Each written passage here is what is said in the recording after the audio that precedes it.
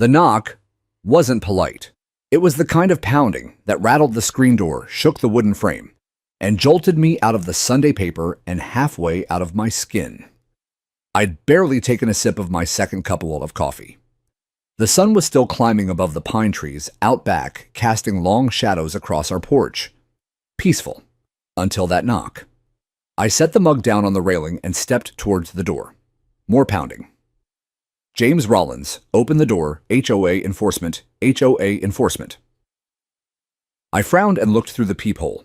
5 men in black tactical vests stood clustered at the bottom of our front steps. The vests bore big white letters, HOA Police. Evan Carter had a clipboard. Miles Brooks had what looked like zip ties hooked to his belt. Victor Hayes, a tall guy with slicked back hair and mirrored sunglasses, had his hand resting on something that suspiciously resembled a baton.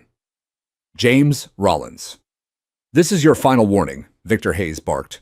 Open the door or we'll escalate. Escalate. On what grounds? I stepped back, slowly, heart beginning to tick faster. I wasn't afraid, just calculating. I'd been through worse, but this was new. They didn't have badges, not real ones, not the kind I recognized from my years in the Marines or from watching my wife work cases from the bench.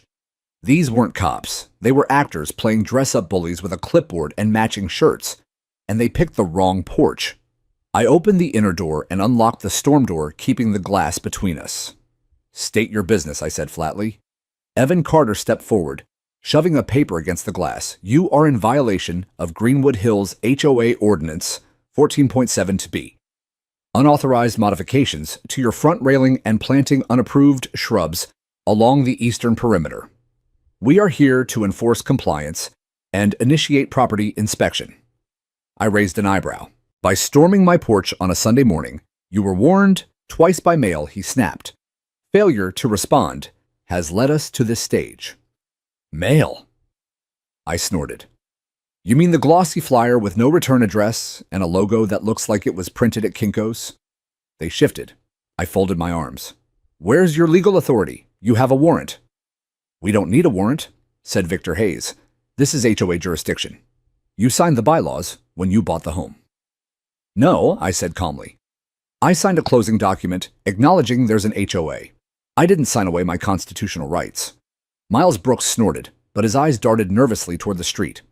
There were no sirens, no police cruisers, just 5 guys standing on a porch with puffed chests and matching outfits. I opened the glass door an inch, just enough for my voice to land sharper.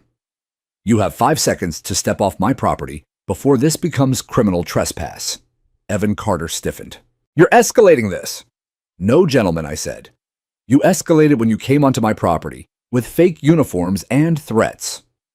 Just then, the screen door creaked behind me. My wife stepped out. Bathrobe. Calm expression. No makeup. She looked like any woman might on a quiet Sunday morning until you saw the eyes. Those eyes had sentenced bank CEOs, sent cartel runners to federal prison, and made constitutional law sound like poetry in a courtroom. She surveyed the scene. Victor Hayes, Evan Carter, Miles Brooks, Carl Reed, and Nathan Wells in tactical vests. Clipboard shaking, mirrored sunglasses twitching. She said nothing at first, just stepped beside me and looked out at the officers. What's going on? She asked softly. Victor Hayes perked up, mistaking her calm tone for submission. Ma'am, we're enforcing HOA compliance orders.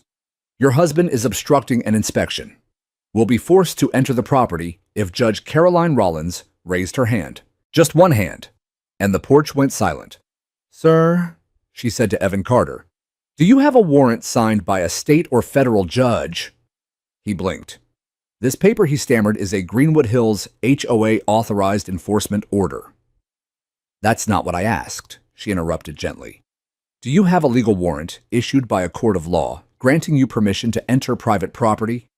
Evan Carter hesitated. No, but we're permitted under the HOA code to... My name is Judge Caroline Rollins, she said. I am a sitting United States federal judge, and what you're attempting is a violation of state trespass laws, potential impersonation of law enforcement under Title 18, and interference with civil liberties protected under the Constitution. Nathan Wells actually took a step back. Miles Brooks's face turned pale. "You have 10 seconds," she said quietly, "to get off my porch before I call the U.S. Marshal Service and have every one of you held for impersonation and intimidation." Nobody moved. Then she added 9. They broke, like leaves in the wind. No yelling, no defense. Just fast steps backward, a tripping foot on the first step, and a mumbled curse from Evan Carter as he dropped the so-called enforcement order. It fluttered across the lawn like the worthless prop it was. I bent down, picked it up, and glanced at the bottom. No court seal, no signature, no legal letterhead, just a rubber stamp and a printed name, Acting Director of Compliance, GHOA Patrol Division. I laughed. Caroline turned back toward the house like it was any other morning. But it wasn't. Because now this wasn't just a case of HOA harassment. It was something bigger. It was an operation. And someone thought they could bluff their way into our home with fake threats costumes and bureaucracy. They didn't just pick the wrong porch, they picked the wrong judge's porch. By noon that day, the footage from our porch cam had already been downloaded, backed up, and sent to 3 different locations. I wasn't taking chances. Not after the last time I saw people in tactical gear try to assert authority without any real backing. That time had ended in someone getting hurt. I didn't plan on history repeating itself on my doorstep. Caroline disappeared into her home office, already drafting a formal statement of events, and I sat at the kitchen table with the enforcement order spread in front of me. It was laughably bad. No legal formatting, no seal, no reference to municipal or county ordinance. Just HOA jargon layered with vague threats. Failure to comply may result in escalated action, including fines, legal proceedings, or physical intervention. Physical intervention. That line alone could bury them. I poured another coffee and sat down to read the fine print again. The names listed as signatories were all familiar. At least 2 of them I recognized as the self-appointed compliance officers who walked around Greenwood Hills with clipboards and scowls. Ever since the new HOA president, Janet Cole, took over, things had changed in our quiet cul-de-sac. Janet was a former corporate HR manager with a love for bylaws and a gift for intimidation wrapped in passive-aggressive smiles. She'd only lived in the neighborhood 2 years, but once she got voted onto the board, she started treating it like she was running a private militia. The HOA police nonsense, that was her idea. Their uniforms, custom ordered. The SUV with the blue and white decal that read, "Neighborhood Enforcement, registered under a shell company she founded for security oversight." Most neighbors grumbled but went along. Some ignored it. But others, they feared it. Especially the elderly folks on fixed incomes, the single parents who didn't want trouble, and the immigrants who didn't want to be on anyone's radar. I'd kept my distance, paid my dues, trimmed my hedges, never made waves. But now the waves had come crashing to my front steps, and they came armed with clipboards and entitlement. An hour after their little retreat, a white sedan pulled up in front of my driveway. I didn't recognize it at first, but the woman who stepped out was unmistakable. Janet Cole. Hair tight in a bun. Beige blazer. Clipboard in one hand, phone in the other. She didn't walk. She marched, right up the front walkway like she owned it. This time I met her on the porch. "James Rollins," she began with syrupy stiffness. "I'd like to speak with you about this morning's incident." "Incident," I repeated. "I'm afraid your behavior was obstructive and in violation of cooperative agreement terms under Section 5A. I held up the crumpled document. "This nonsense," her lips tightened. "That's an official order." "No, it's a Word document with buzzwords," she flushed. "We've implemented new enforcement protocols to ensure compliance. Our officers are trained." "They're not officers," I cut in. "They're neighbors in matching shirts. And what you attempted this morning was not enforcement. It was trespassing." Janet's nostrils flared. "James Rollins, I'm warning you. Non-cooperation can and will lead to fines. Possibly liens against your property. You want to go that route?" I said calmly. "Then let's talk about impersonating law enforcement, or falsifying legal documents, or attempting forced entry under the color of authority." She took a half step back, and I noticed the faint flicker in her eyes, the first crack in her facade. I've contacted the county attorney, I said, letting the words hang in the air. And by tomorrow morning, your little HOA police stunt will be in their inbox, complete with body cam footage, security cam angle, and a statement from a sitting federal judge. Janet opened her mouth to speak, but I raised my hand. And I'll be filing a restraining order against you personally. That one landed. She took a long breath, steadying herself. You don't want to escalate this, James Rollins. I stepped down the porch stairs and walked right up to her. You escalated it when you sent a bunch of costumed cowboys to threaten my wife in her bathrobe. You just didn't know who she was. She narrowed her eyes. You think just because she's a judge, I think because she's a judge, she knows exactly how to dismantle this circus, legally and efficiently. Silence. Birds chirped overhead. The wind rustled the maple tree. Janet tapped something on her phone. You'll be hearing from our legal counsel. I'm counting on it, I said, and went back inside. That evening, we sat at the dinner table in silence for a few minutes until Caroline finally spoke. They'll come back, she said softly, dabbing her napkin. I know. They're desperate. I know. She sipped her tea. Then let's make sure the next time they knock, it's with real police here to serve them. I nodded, already making calls, and I was. Because this wasn't just a petty HOA scuffle anymore. This was intimidation, abuse of power, and impersonation of authority. And now that I knew the depths of it, I had no intention of letting it slide. They'd knocked on the wrong porch. They'd tried to scare the wrong woman. And they had no idea what was coming next. The morning after Janet's visit, I woke earlier than usual. Sleep had been thin, my mind cycling through scenarios like a tactical briefing. What if they came back with more people? What if they had some poor deputy fooled into thinking their made-up authority was real? What if they pushed it far enough to warrant legal escalation? Caroline, of course, had been her usual unshaken self. She spent most of the night in her office reading over the Greenwood Hills HOA charter, printing out every public ordinance the neighborhood fell under, and compiling a timeline of the entire encounter. I could hear her typing long after midnight. Her calm was unnerving only because I knew what it meant she was preparing for battle. By 9:30 a.m., we were both dressed and waiting. She sat at the breakfast nook reading briefs from her circuit. I stood by the window, half coffee, half tension. When the dark SUV turned onto our street again, I felt my stomach knot. Same decals, same posture of self-importance, different driver. Victor Hayes, Carl Reed, and Nathan Wells stepped out this time. Wearing sunglasses and those ridiculous HOA enforcement jackets again, black windbreakers with bold white letters like they were about to serve warrants on a crime syndicate. They didn't bother knocking this time. Carl Reed walked up to the porch and pounded on the screen door like a landlord on rent day. I moved toward the door, already flicking on the security camera, with a remote in my pocket. "We're here to complete yesterday's compliance check," Carl Reed barked. "You're not authorized," I said through the glass. "We have a mandate," he said, and held up a folder like it meant something. "Failure to comply will result in citation and possible referral to community court." "There's no such thing as community court," I replied. Sir Nathan Wells chimed in, "This is your final warning." I didn't move. Then I felt a presence beside me. Caroline. In a crisp navy pantsuit, hair pulled back, subtle earrings, heels quiet but firm on the hardwood floor. Her presence filled the room like a judge entering chambers. The same air, the same silence. She reached forward and unlocked the door with a deliberate click. I froze. Then she opened it. Gentle breeze. No words yet. Victor Hayes, Carl Reed, and Nathan Wells straightened slightly. Maybe it was the confidence.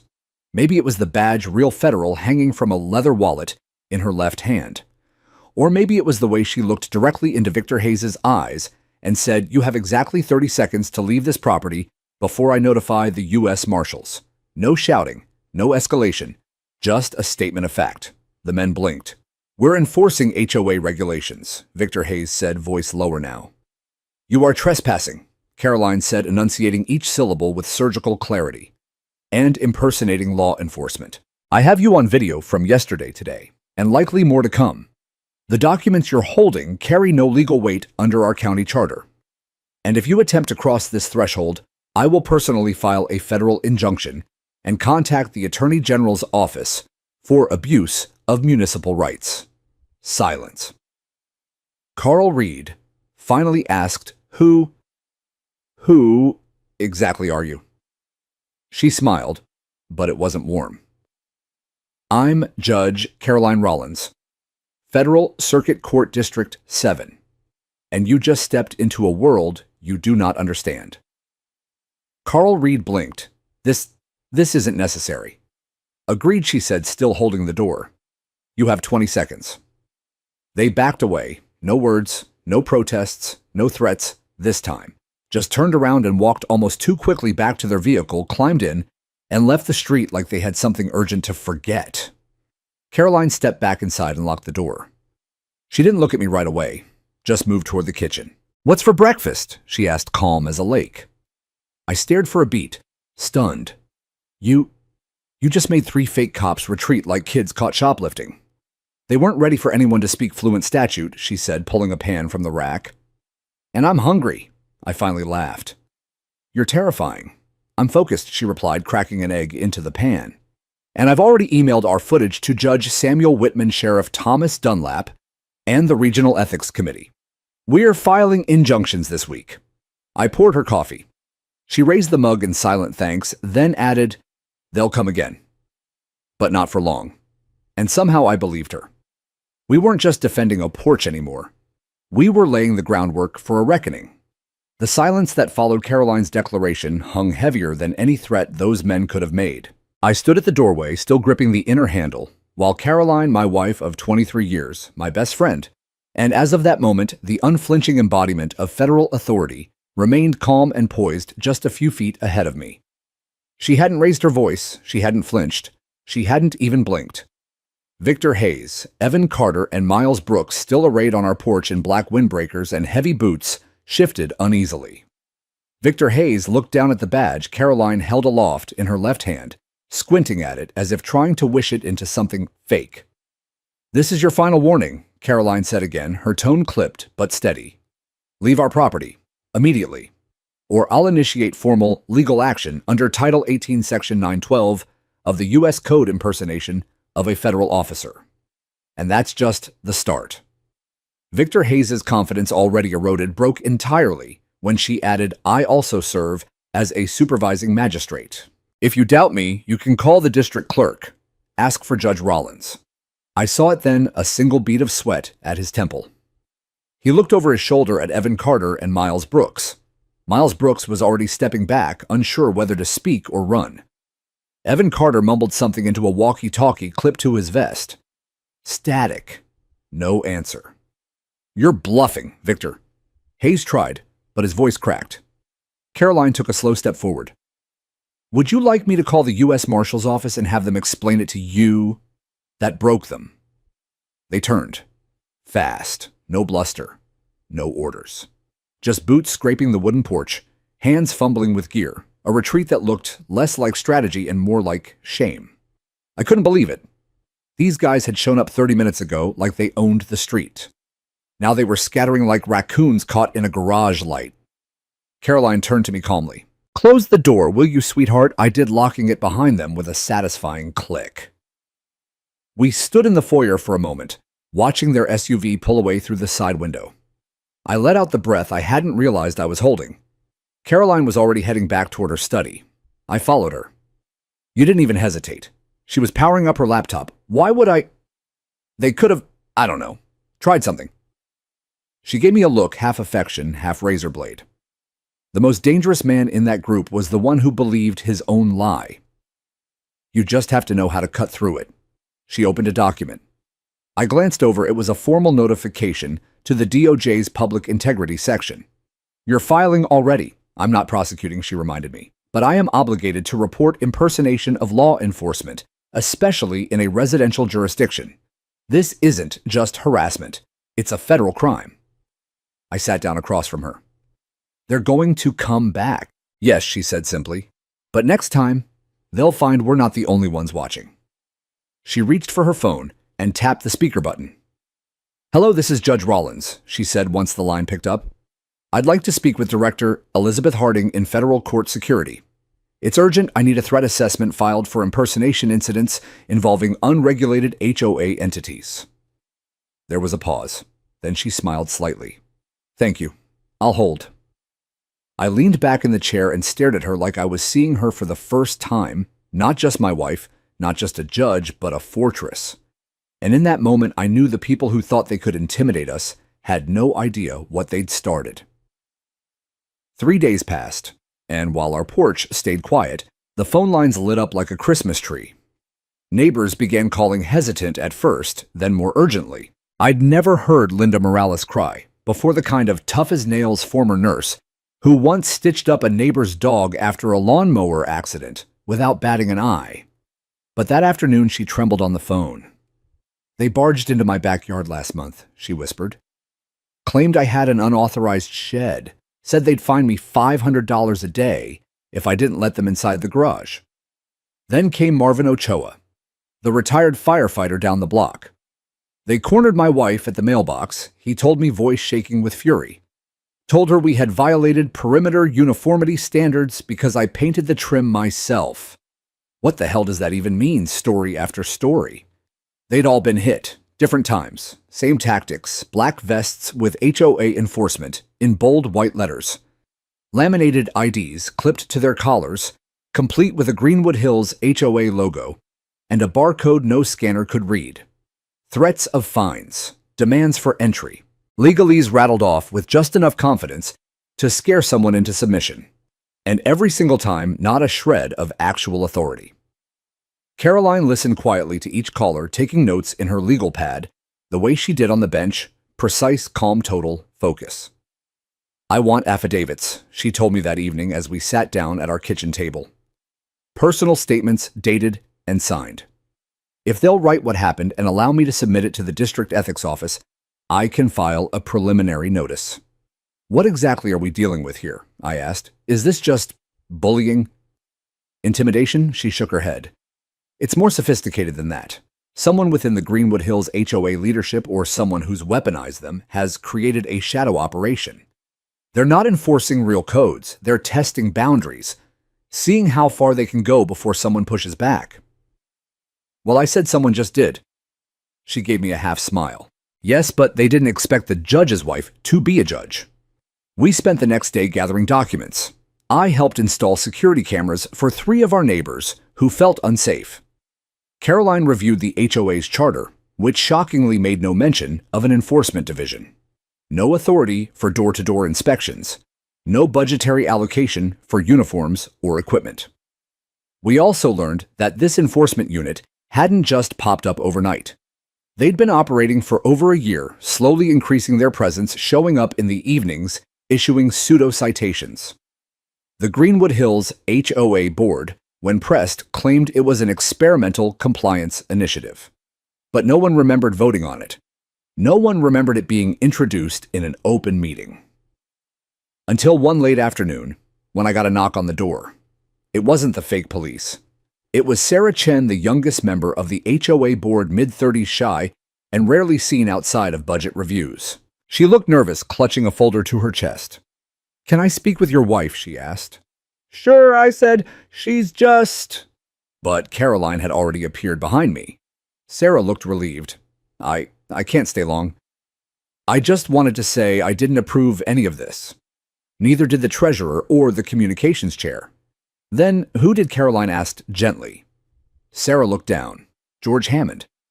And a guy named Vic Tran. They said it was all cleared, that the board had a legal advisor, that we had liability protection. Caroline stepped aside. "Come in."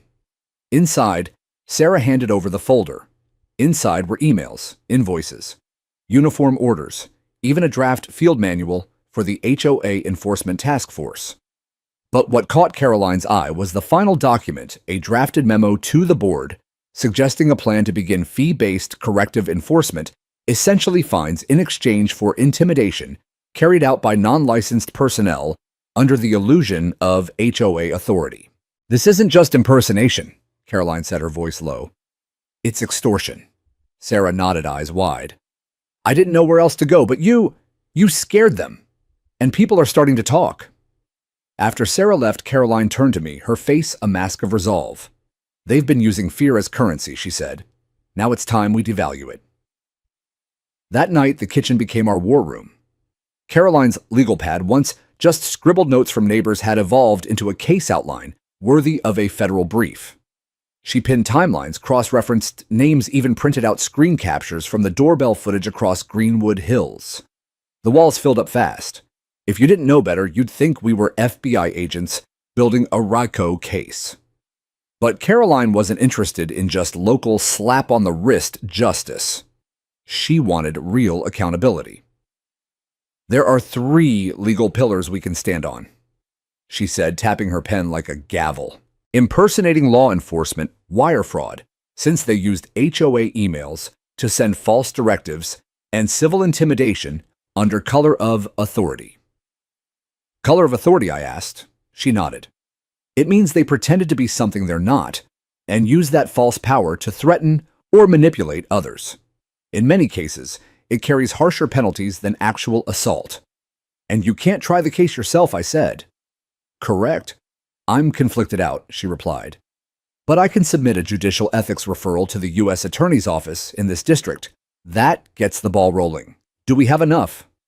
Caroline glanced at the folder Sarah had left behind, plus the new affidavits that poured in that day, 12 statements and counting. "We're past enough," she said. "We have a pattern, a paper trail, and victims willing to testify." Still, I could see the hesitation in her. This was her neighborhood too. She'd wanted peace and privacy. After years of ruling on cartel cases, political indictments, and corporate fraud, now she was being dragged back in not from ambition, but from duty. And that made me love her more. By the end of the week, she'd compiled everything into a sealed packet marked Confidential Federal Referral and handed it directly to Assistant U.S. Attorney Daniel Foster during a quiet meeting downtown. He recognized her immediately. "You're sure this isn't retaliation?" he asked, flipping through the pages. "I'm sure," she said, "and I won't be involved beyond the submission. But you'll want to read page 47. He did, and paused, then let out a long, low whistle. "They created a fake municipal compliance order with a forged city seal. That's a federal offense." She simply nodded. The next morning, a letter went out from the U.S. Attorney's Office to the Greenwood Hills HOA Board. An official notification that an investigation into impersonation fraud and harassment had been initiated. It wasn't public yet, but word spread fast. George Hammond resigned for personal reasons the next day. Vic Tran disappeared from the community's WhatsApp group and stopped answering calls. No more HOA patrols walked the sidewalks. Greenwood Hills, once under quiet siege, felt like it exhaled for the first time in a year. But it wasn't over. One afternoon, Caroline got a call from Deputy Sophia Mendez. "Judge Rollins," she said, unusually formal, "I've been asked to assist in collecting final statements for the U.S. Attorney. They're pulling together a grand jury, Mike." Caroline met her at Sheriff Thomas Dunlap's office, not as a judge, not as a neighbor, but as a witness to what had unfolded on our porch. When she came back home, she said quietly, "They're going to call Marvin Ochoa, Linda Morales, and 3 others to testify. And you—" "I've recused myself from everything," she said. "But they'll use my footage and the statement Sarah Chen gave." I put my hand over hers. "Are you okay with that?" She looked toward the porch. "After what they did, after they walked up here and tried to act like gods with clipboards, yes, I am." And then for the first time in a long time, we sat on the porch together in silence.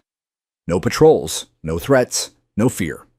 Just the slow creak of the rocker, the scent of cut grass, and the quiet resolve of people who had finally turned fear into fire and fire into justice. The envelope arrived with no fanfare, just a plain white packet slipped into our mailbox on a Thursday morning bearing the seal of the U.S. District Court. Inside was a subpoena. Not for Caroline, of course. She had recused herself from any prosecutorial role the moment she submitted the referral, but for me. And for Linda Morales, Sarah Chen, and Clarence Bryant, who lived 2 streets over and hadn't spoken more than a dozen words to us before that day. Now, we were all witnesses. The grand jury convened behind closed doors in a gray-walled courthouse downtown. I sat in a sterile waiting room, with the others under flickering fluorescents thumbing the edge of my statement until they called my name. Assistant U.S. Attorney Daniel Foster Young, sharp-suited and laser-focused, greeted me with a nod and led me into the chamber. 12 jurors, solemn and unreadable, sat in silence. They asked me to recount the day the fake HOA police stormed my porch, so I did. I told them about the vests, the fabricated ordnance Victor Hayes waved in my face the way Victor Hayes, Evan Carter, Miles Brooks, Carl Reed, and Nathan Wells spread out like a tactical team on my lawn, and the sharp, unblinking intensity of Victor Hayes, who claimed to be Sergeant Donnelly. I described their threats, their refusal to show credentials, their attempt to open my gate by force, and the exact moment Caroline stepped outside, calm as steel, and brought the entire act crashing down with just a sentence. They listened without expression. But when I mentioned Caroline flashing her federal ID, I caught the corner of one juror's mouth twitch into a smirk. Then came Linda Morales. Her voice cracked as she spoke about how the same group had come to her home 2 weeks prior, banging on her garage at 10 p.m. shouting about unauthorized plant height. They frightened her children. They threatened to fine her $5,000 unless she let them inspect her backyard. Clarence Bryant, stiff-backed and proud, described how Victor Hayes referred to himself as lieutenant and demanded to see proof of his veteran's disability exemption status. Clarence had served 3 tours overseas and was nearly blind in one eye. He told them to shove it. But the violation notice still showed up in his mailbox the next morning. We were done before noon. But it didn't feel over. That night, the local news ran a segment, Fake Police in Greenwood Hills, HOA Federal Jury Investigates Militia Tactics in Suburban Enforcement Scheme. The story had legs. Neighbors who had once rolled their eyes at the rumors now paid attention. A few knocked on our door with envelopes, letters they had received months ago that suddenly looked suspicious. Others emailed video clips from doorbell cams, or forwarded emails from HOA task force members that now seemed uncomfortably threatening. By week's end, Assistant U.S. Attorney Daniel Foster had evidence spanning 15 months of escalating abuse. Greenwood Hills, HOA Board, minutes referencing community enforcement actions never approved by residents. Custom patches and badges ordered in bulk under a shell LLC. Doctored violation photos submitted to the county to justify liens. HOA funds mysteriously reallocated to untraceable consulting fees. Then came the big one. A voice recording surfaced an accidental voicemail left on a resident's phone, capturing a conversation between George Hammond and Vic Tran. If Judge Rollins keeps poking around, we might need to send her something more convincing. George Hammond's voice rasped. You've got friends at that contractor's office, don't you? Make a compliance order. Stamp it. Make it look official. That was the nail in the coffin. The U.S. Attorney moved quickly. Arrest warrants were issued for George Hammond, Vic Tran, Victor Hayes, and Carl Reed. Charges ranged from impersonation of law enforcement to conspiracy to commit fraud, intimidation, under color of authority, and unlawful surveillance. Caroline, bound by her judicial ethics, didn't speak to the press, but I did. In front of a dozen cameras and microphones on our front lawn, I told the story not to embarrass Greenwood Hills, but to remind everyone watching that justice didn't only live in courtrooms. Sometimes it lived on porches, sometimes it wore a sundress and carried a federal badge.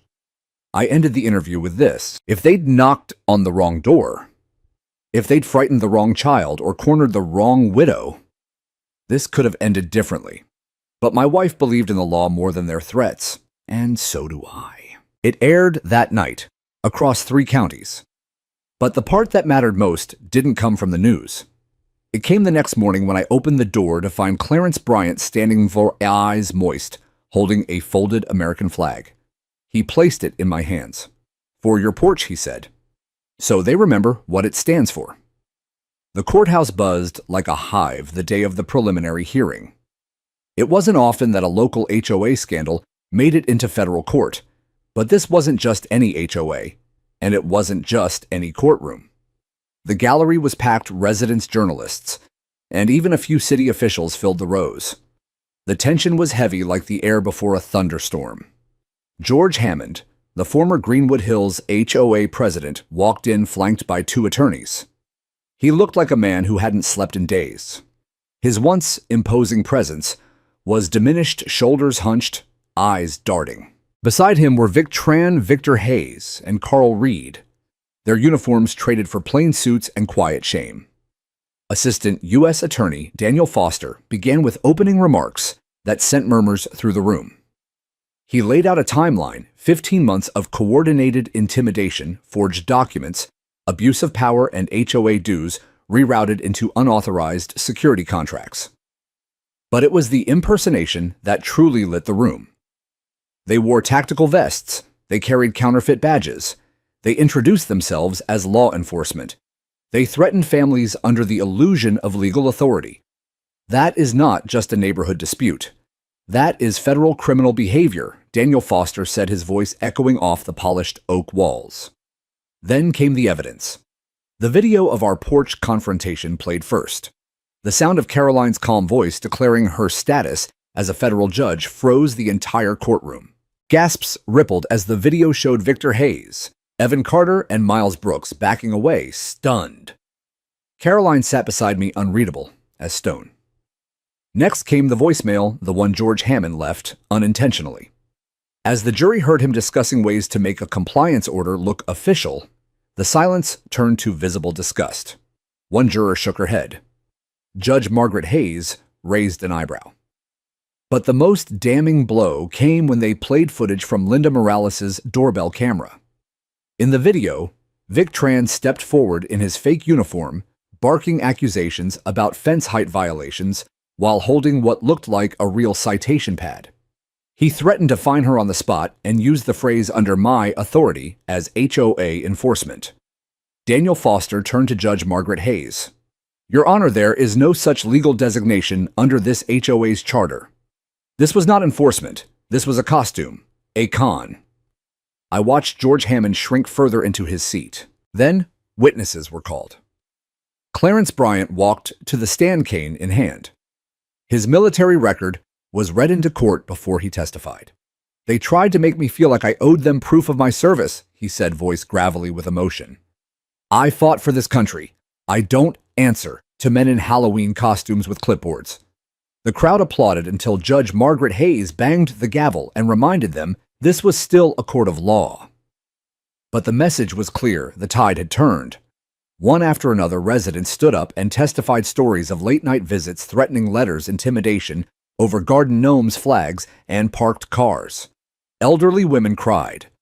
Jake Torres talked about how he no longer played outside because he was afraid of the HOA cops.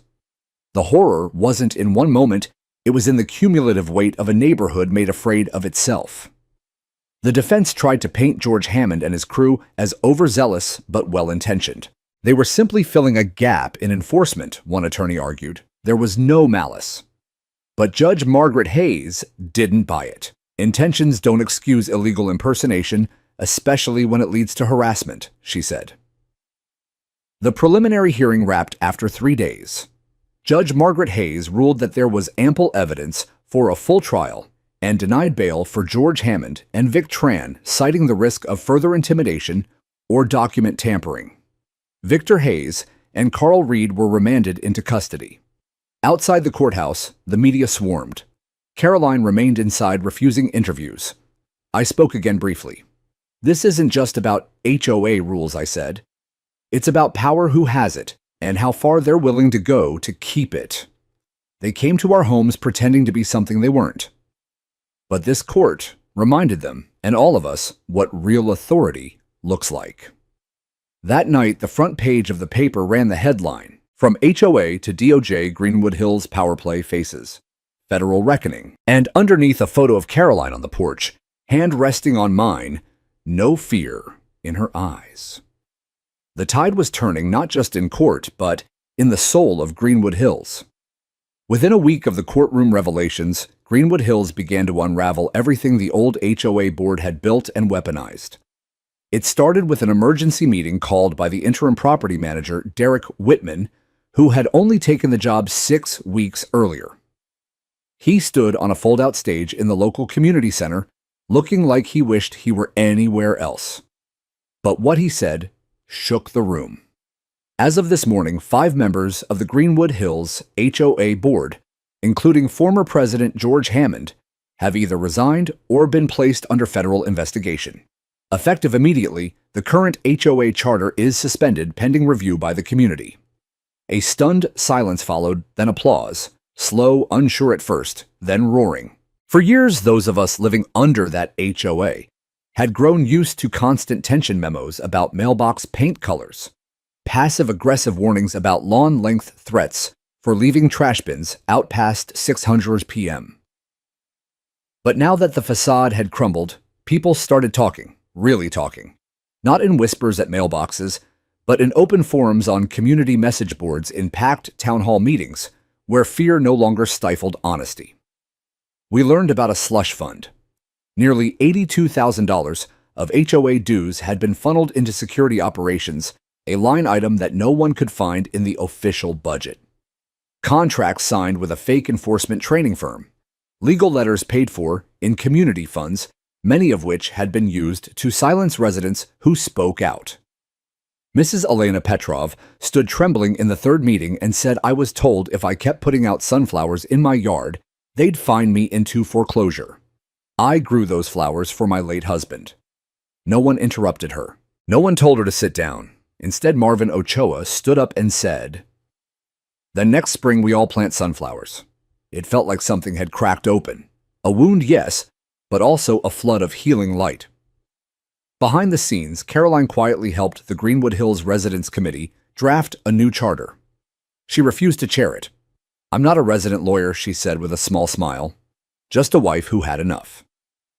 But the truth was, everyone looked to her now. Her name carried weight not because of her bench, but because of how calmly and powerfully she had stared down those who thought uniforms and fear could control a community. The new charter included protections for residents, rules about financial transparency, a complete ban on armed or uniformed neighborhood patrols, and a requirement that all board actions be made public within 48 hours. But most radical of all, it gave residents a path to vote on dissolving the HOA entirely, should future abuses ever occur again. That clause got the loudest applause. As the new charter was ratified, neighbors who had once been wary of each other began repairing the social fabric. Block parties returned. Gardens bloomed in defiance of outdated aesthetic conformity rules.